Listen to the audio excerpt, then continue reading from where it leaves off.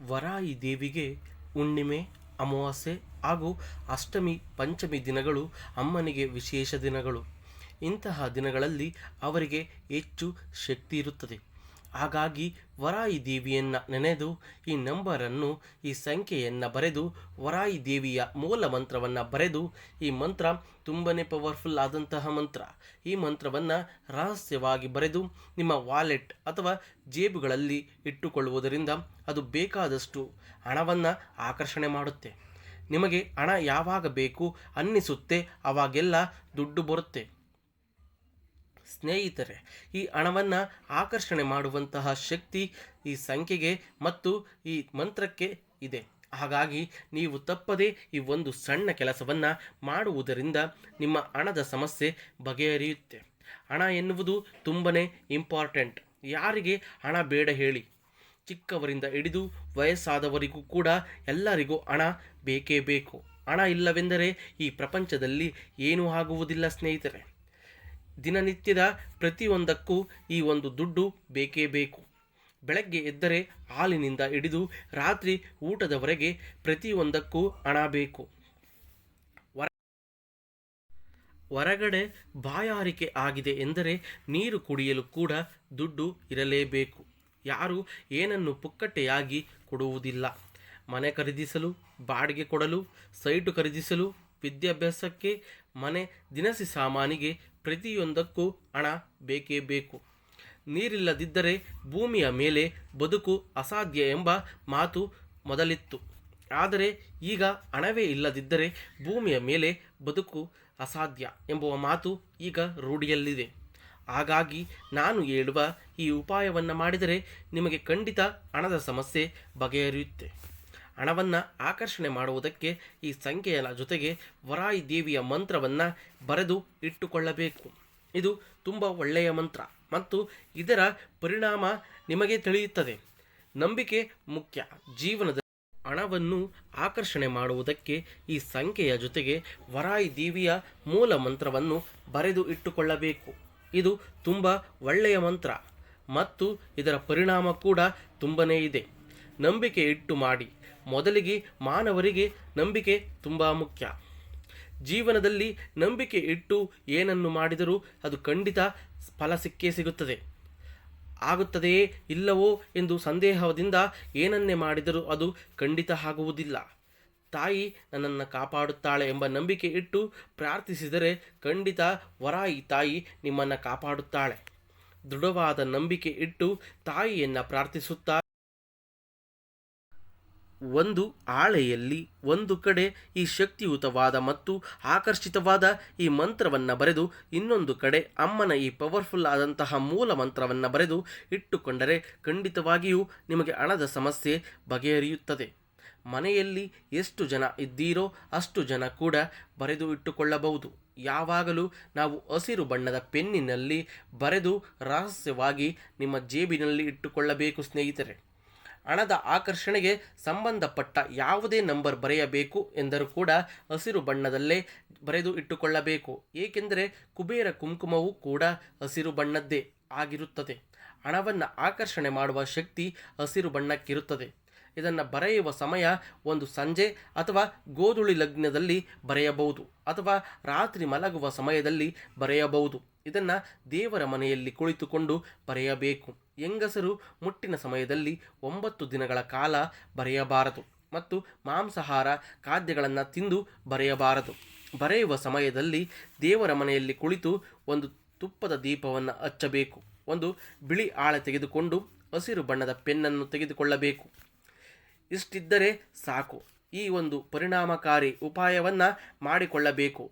ದೇವರ ಮನೆಯಲ್ಲಿ ಕುಳಿತು ಮನೆ ದೇವರನ್ನು ನೆನೆದುಕೊಂಡು ಹಾಗೆ ವರಾಯಿ ದೇವಿಯನ್ನು ನೆನೆದುಕೊಂಡು ಒಂದು ರೆಮಿಡಿಯನ್ನು ಮಾಡಬಹುದು. ಹಸಿರು ಬಣ್ಣದ ಪೆನ್ನನ್ನು ತೆಗೆದುಕೊಳ್ಳಬೇಕು. ಇಷ್ಟಿದ್ದರೆ ಸಾಕು. ಈ ಒಂದು ಪರಿಣಾಮಕಾರಿ ಉಪಾಯವನ್ನು ಮಾಡಿಕೊಳ್ಳಬೇಕು. ದೇವರ ಮನೆಯಲ್ಲಿ ಕುಳಿತು ಮನೆ ದೇವರನ್ನು ನೆನೆದುಕೊಂಡು ಹಾಗೆ ವರಾಯಿ ದೇವಿಯನ್ನು ನೆನೆದುಕೊಂಡು ಈ ಒಂದು ರೆಮಿಡಿಯನ್ನು ಮಾಡಿ ನೋಡಿ ಸ್ನೇಹಿತರೆ.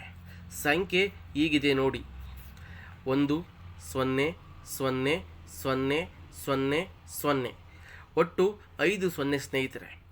ಹಾಗೆ 1 9 9 6 2 1 1 4 7 1.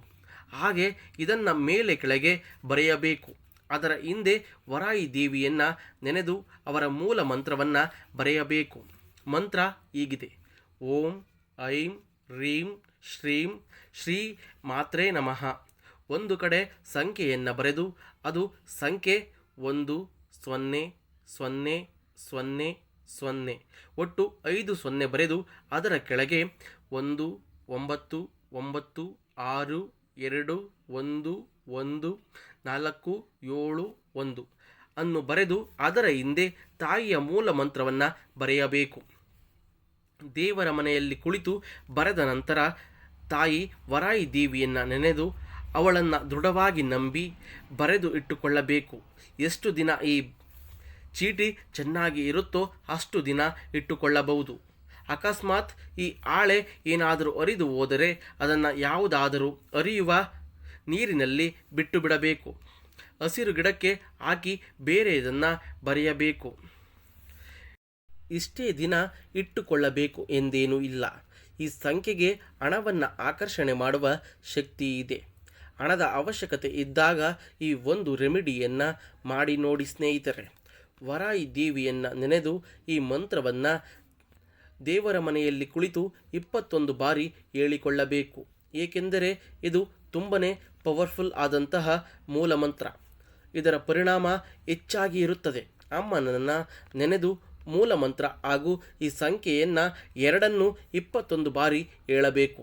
ಈ ರೀತಿ ಮಾಡಿ ನಿಮ್ಮ ಪರ್ಸ್ ಅಥವಾ ಜೇಬಿನಲ್ಲಿ ಇಟ್ಟುಕೊಳ್ಳಬೇಕು ಸ್ನೇಹಿತರೆ.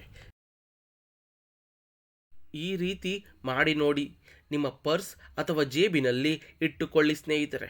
ನೀವು ಬರೆದ ಸಮಯದಲ್ಲಿ ಸ್ವಲ್ಪ ಹೊತ್ತು ದೇವರ ಕೋಣೆಯಲ್ಲಿ ಇದನ್ನು ಇಟ್ಟು ದೀಪ ಹಚ್ಚಿ ಪೂಜೆ ಮಾಡಿದ ನಂತರ ಸ್ವಲ್ಪ ಹೊತ್ತು ಬಿಟ್ಟು ನಿಮ್ಮ ಜೇಬಿನಲ್ಲಿ ಇಟ್ಟುಕೊಳ್ಳಬೇಕು. ಈ ರೀತಿ ಒಮ್ಮೆ ಮಾಡಿ ನೋಡಿ ಸ್ನೇಹಿತರೆ. ಇದು ಎಷ್ಟು ಹಣವನ್ನು ಆಕರ್ಷಣೆ ಮಾಡುತ್ತೆ ಎಂದು ಇದನ್ನು ಅಮಾವಾಸ್ಯೆ, ಹುಣ್ಣಿಮೆ ಎಂದು ಶುಕ್ರವಾರ, ಮಂಗಳವಾರ ಅಥವಾ ಅಷ್ಟಮಿ, ಪಂಚಮಿ ದಿನಗಳಂದು ಮಾಡಿ ನೋಡಿ ಸ್ನೇಹಿತರೆ. ಅಮ್ಮನನ್ನು ದೃಢವಾಗಿ ನಂಬಿ ಈ ಒಂದು ರೆಮಿಡಿಯನ್ನು ಒಮ್ಮೆ ಮಾಡಿ ನೋಡಿ ಸ್ನೇಹಿತರೆ.